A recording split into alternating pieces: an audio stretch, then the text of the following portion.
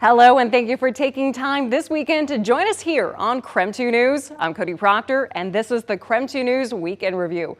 We know life gets busy, and it can be tough to keep up with all the news. So let's get you updated on some of the headlines from this past week.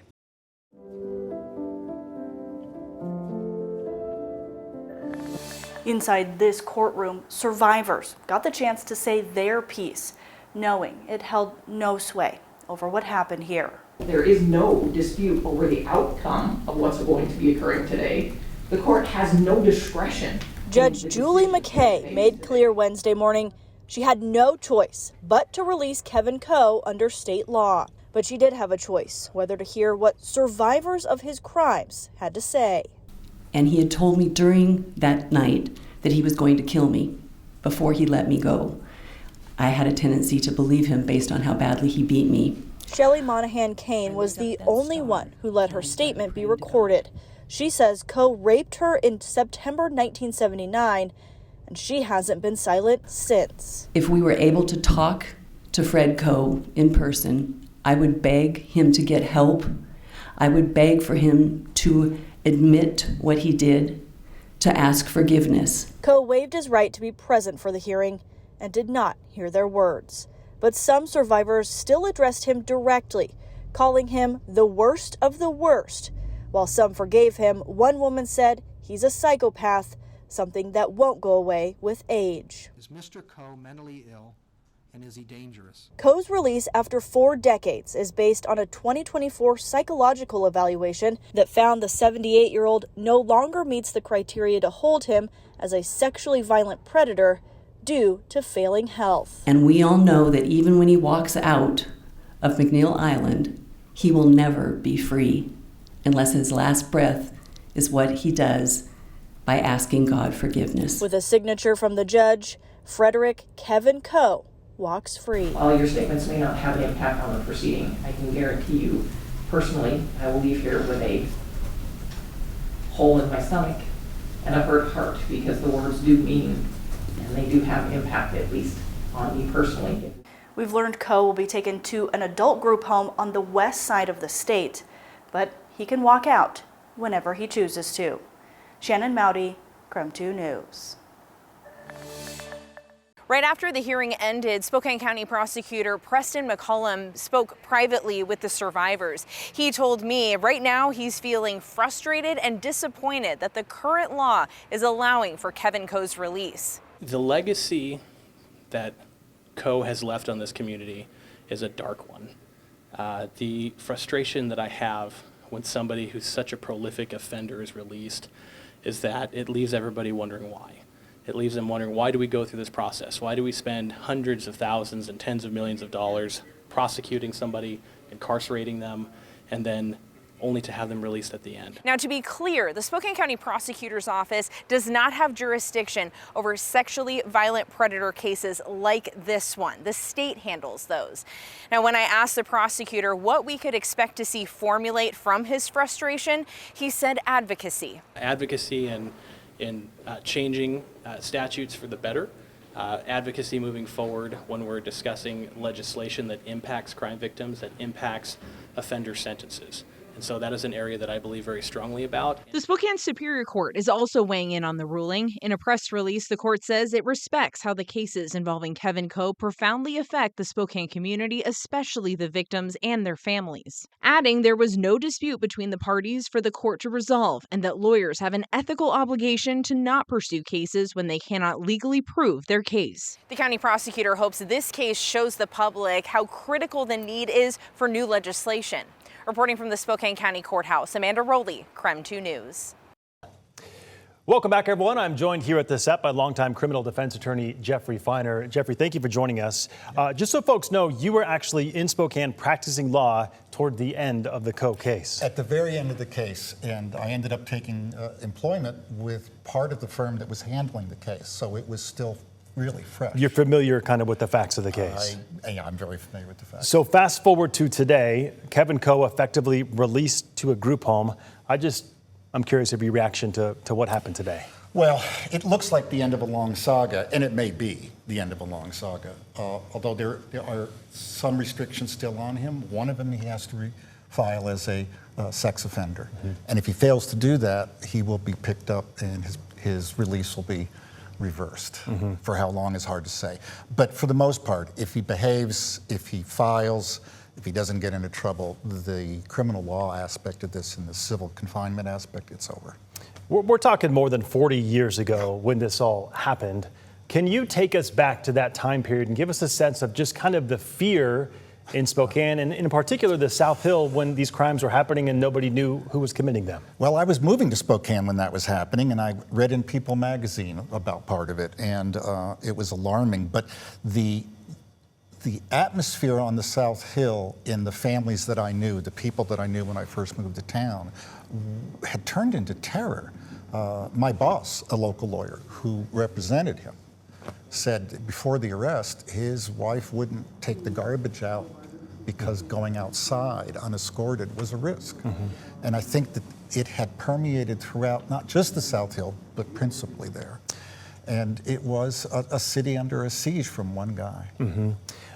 Going to today and today's proceeding, the judge effectively said before the victim impact statements that the court's decision had already been made before the statements. People were free to make those statements, but essentially the decision was already made. What do you make about that today? Well, it's odd to hear a judge saying they've already decided, but there's a reason that that was said. And it's a lawyer reason, but it makes some sense. Mr. Coe has been punished criminally, maybe insufficiently, but he's been punished. And then he's been held civilly for decades. All the past harm he's done, that wasn't what the hearing today was about. The past harms he committed, that's been addressed. This had to do with what's going to happen in the future. And so the amount of turmoil, heartache, grief, trauma he inflicted, that wasn't even on the table. The question was, is he safe to release? The horrors he committed and the lives he upset, that's not the factor. It's looking forward, not looking back. We have less than a minute now, but it's believed that Mr. Coe is responsible for upwards of 40 sexual assaults during that time period. Ultimately, when everything is said and done, he's convicted of a single case, though. Single case. During the early case, when he was facing 3 different people accusing him, there was a decision made to have those witnesses undergo hypnotic refreshing their recollection. And the problem with hypnosis is that people are very suggestible when they're under that state. And so that evidence was so tainted, it was thrown out. He did, however, admit to one of the rapes. He did it in his sentencing portion. And that ended up being the one conviction that stuck, the one he admitted to in order to qualify for sex offender treatment, which he declined to take in any event. It was a mess from the beginning. All right. It was handled strangely, and it's made a saga for Spokane we'll all remember. All right. Jeffrey Feiner, appreciate your insight today. You're welcome.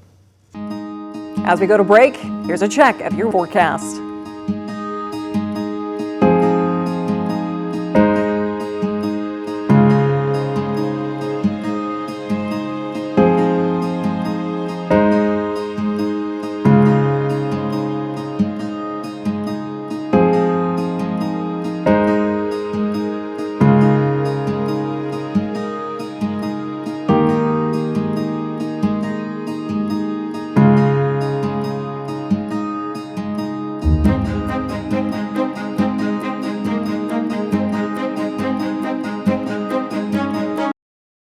Welcome back to the KREM 2 News Week in Review. Before we get back to this week's headlines, we want to remind you, you can get the latest news and weather forecast anytime you want on KREM 2 Plus. It's our streaming app you can watch on your TV, and best of all, it's free.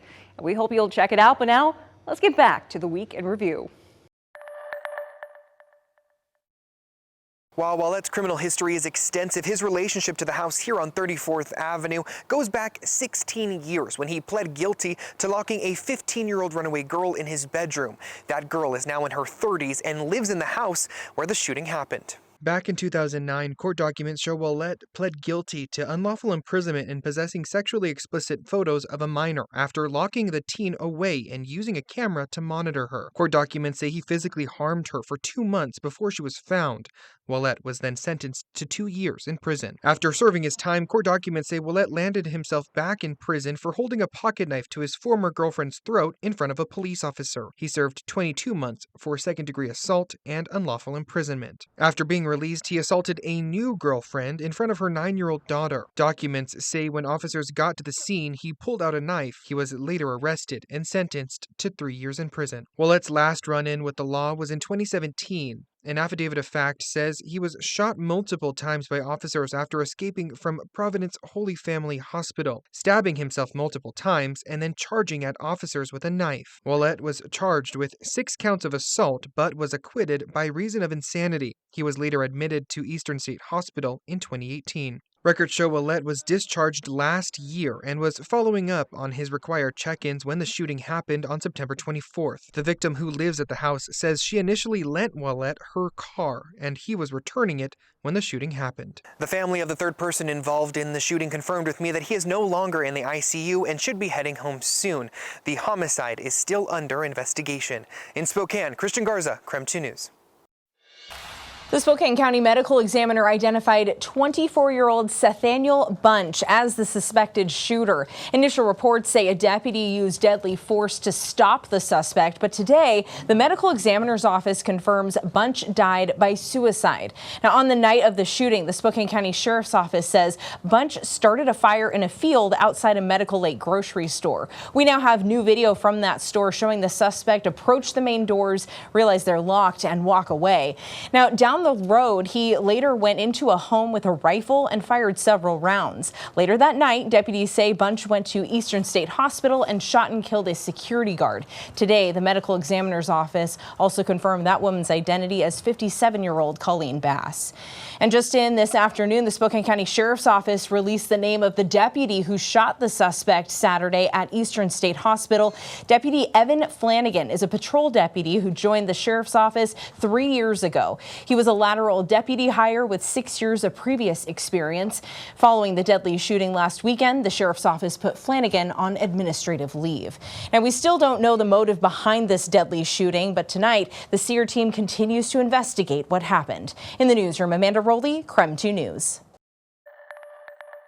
Well, this story has been shared hundreds of times on social media. It all happened in Heartline yesterday. Washington State Patrol says at around 6:45 p.m., a 3-year-old was playing in his front yard when he found a grenade in the dirt. Now, come take a look at your screen. This is what that toddler found. It looks like a very old explosive device. Officials say the child brought the grenade inside of his house to show his parents. His parents recognized it was a grenade and safely placed it in their shed away from the house. They called 911. The Washington State Patrol's bomb squad was later called out and confirmed that it was a live explosive. Commander Clifford Pratt with WSP Bomb Squad says this device was not a military-grade grenade, but rather an IED, or a homemade device put inside the body of this World War II era grenade, something Commander Pratt says is actually more dangerous. They really have no controls or no quality control. We find those insanely volatile because we just don't know what's inside of them until we can put the bomb suit on, go down range, x-ray them, and figure them out. These novelty grenades are essentially just made somewhere without any type of manufacturer lot codes or anything like this. So trying to put a finger on exactly how long this thing was is just like you and I, bomb techs and regular civilians, going, well, that's been in the dirt for a long time. Kyle Foreman, a spokesperson for the Grant County Sheriff's Office, says while a discovery like this is scary, it isn't something new for this area because of Eastern Washington's military history. Grant County back in the day had 2 military bases, one in Moses Lake at the site of where the International Airport is, and then also in Ephrata where the airport is. That was an Army air base back during World War II. So it's not uncommon to find artifacts on either of those properties.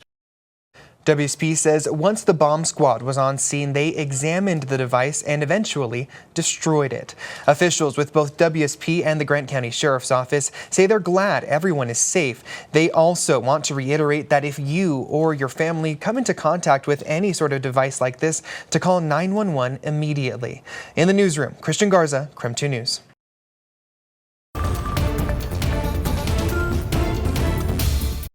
Thank you for watching the KREM 2 News Week in Review. I'm Cody Proctor. It's been a busy week all across the Inland Northwest, so let's help catch you up on some stories you might have missed. Well, just for reference, I wanted to show you just how big some of the biggest fires we have here in Washington are. We're talking about the Lower Sugarloaf Fire and the Labor Mountain Fire, both of them around 40,000 acres right here on either side of Leavenworth in central Washington. Now, these are just two of the 1,800 fires that popped up this fire season. Commissioner of Public Lands Dave Up the Grove tells me both of these fires cost about $1 million a day to fight, with about $500,000 of those dollars coming right from your wallet. Now, this year, 11 major fires burned close to 237,000 acres altogether. Commissioner Up the Grove says although the department was able to staff accordingly, efforts need to be focused more on being proactive versus reactive. Now, while the commissioner was in town, I had a chance to ask him about the repercussions his department might feel following the recent government shutdown. Now, he says if the government doesn't open soon, it will affect not only current firefighting efforts, but future response as well. We have strong partnerships with the U.S. Forest Service and other federal agencies when we respond to wildfires. So as employees are their paychecks are shut off, or if the president moves forward with his threat to fire all these employees, then it's going to be harder to staff our critical incident management teams, making our response to wildfires even more challenging. DNR says its work on wildfire prevention is largely focused here in eastern Washington because of the high risk, even going as far as saying that they provide funding for local fire departments and governments for first responders. The state legislature will convene in January to make decisions on next year's budget. Commissioner Up the Grove says the plan is to present data to them and show that funding prevention and protection will save everybody money in the long run. In studio, Christian Garza, KREM 2 News. Before we wrap up this edition of the KREM 2 News Week in Review, we have one more story you might have missed this past week.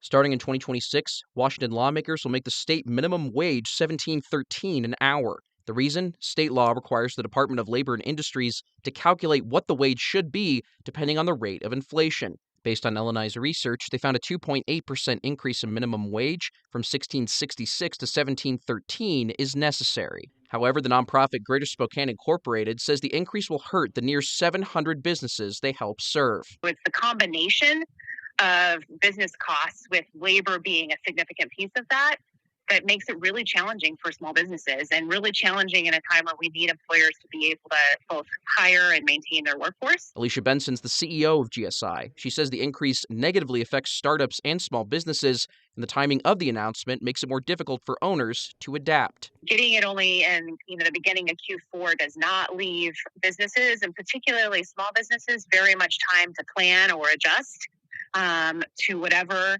the minimum wage increase is going to be. And even if businesses are able to adjust to the new price for staff, Anthony Antone with the Washington Hospitality Association argues customers may not be able to, saying it'll force the consumer to make some tough decisions. They're saying, wait, a family of 3 to eat out is costing me how much this week? Oh my gosh, that's really impacting our family budget.